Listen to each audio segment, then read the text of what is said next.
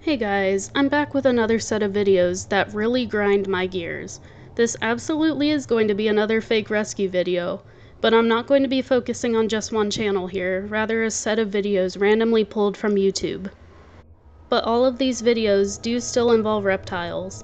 Out of all the fake rescue exposure videos there are now, I have yet to see one that points out some major flaws in the videos regarding these reptiles. These videos aren't just abusive to the small furry animals you see here, and it really hurts my heart to see the suffering of the reptiles go unnoticed.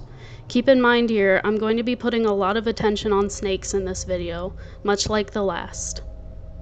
However, I do understand. In the media, snakes and other scary animals are generally portrayed as monstrous beasts who will eat your whole family. In reality, most snakes aren't going to want anything to do with you.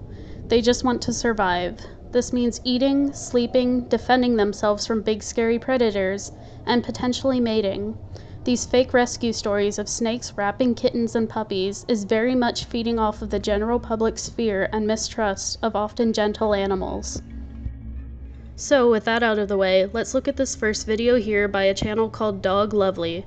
In under 30 seconds we can see the problem. There's a kitten with a black and white snake around it, and the kitten appears to be struggling. The kitten is rolling around and not having a good time. Of course, the guy stands by and gets some good camera angles of the whole struggle, you know. So, kitten rolls over, snake looks to be unwrapping, and guy finally gets a stick, and proceeds to bash the snake around even after it's off the kitten. Guy shows kitten eating, and scene, and boom, day saved. Well, let's look at this video from the beginning, well, 27 seconds in. Look at this snake, then look at this one. This is a California king snake. This species of snake is one of the best beginner snakes you can get, simply because of how docile they are. They are absolute puppy dogs and tolerate handling extremely well. They are very inquisitive and curious. The one big drawback here, and I'm not going to sugarcoat this, they are very food motivated. If they smell food on, let's say, your finger, they will strike you and they will grab on. The question is, would they try to attack a kitten? Well, in the wild, king snakes will eat all kinds of things. If it fits in their mouth, they will try to devour it. Remember how I said keeping a sunbeam snake is like keeping a pile of dirt in the last video? Try owning a black hole. But this is a very large kitten. Not only is it large compared to the snake, but you can tell around 57 seconds in that something is a little weird here. Notice how the head of the snake is not grabbed onto the kitten? If this were a food-motivated king snake, there is no way that little shoestring would be letting go that easily. Here I have a clip of my California king. She's pretty, not smart, but I really love her. Her food is right behind her, but she still thinks I have it. I am teasing her with a finger in this video a little, just to really show you that food response. She is alert, her head and body is moving in a very jerky manner, like a puppet on a string. This is a very classic food mode warning sign, and if I were to put my finger in front of her without glass between it, I would get wrapped. This snake, however, just lays completely stiff after the kitten rolls out of its coils, just letting it happen. It does not move or even try to slither away. This is very odd behavior, especially for this species. If it did grab onto something like a hand, and it decided that, hey, I can't eat this, and it is too big, it would let go and try to get out of dodge pretty quick. Or it would kind of just let go, look around a bit, see where the food actually is, then skedaddle.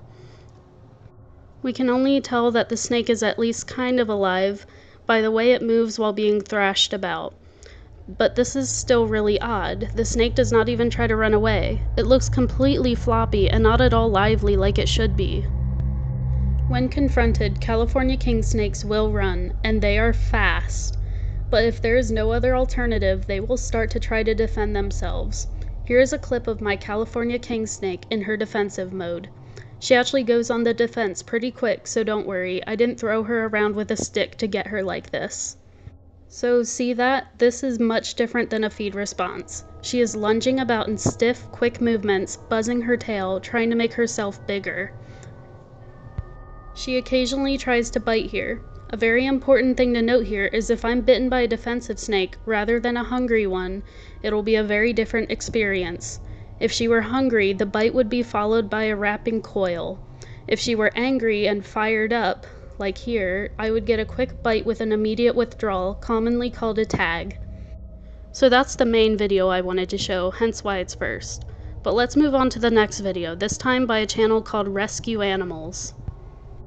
So here this video is about a Komodo dragon attacking some kittens. This large lizard has the kitten by the leg. Of course they happen to arrive at exactly the right time. The man grabs the reptile by the tail and wrestles the kitten from its jaws. They show it getting treated and then a video of it eating. Once again, the day is saved. No. So let me get something out of the way immediately. This is not a Komodo dragon. Correct me if I'm wrong here, but this really looks like a young Asian water monitor. I don't know much about monitor lizards, if I'm really going to be honest here. But if this guy happened to stumble upon a water monitor attacking these kittens, he would really not have enough time for a camera here. Right when these guys get their jaws on some food, they pretty quickly start to thrash it about. Like, if there was an MMA for reptiles, these guys would be champs for their size. They're very efficient killers and very excitable when food is presented. There are videos of Asian water monitors eating, and let me tell you, a lot of these videos are very graphic. So yeah, absolutely these monitors will eat a kitten. This is just a fact, and if you live in an area with wild monitors, you definitely wouldn't want to keep a kitten outside. But the theme with these types of channels is them using these same animals in similar videos. If you find a puppy with a snake wrapped around it once, then it happens to the same puppy a week later, it's not a mistake. This kind of rare small snake wrapped around puppy much larger than it scenario is just not something you're going to come by once or twice a week.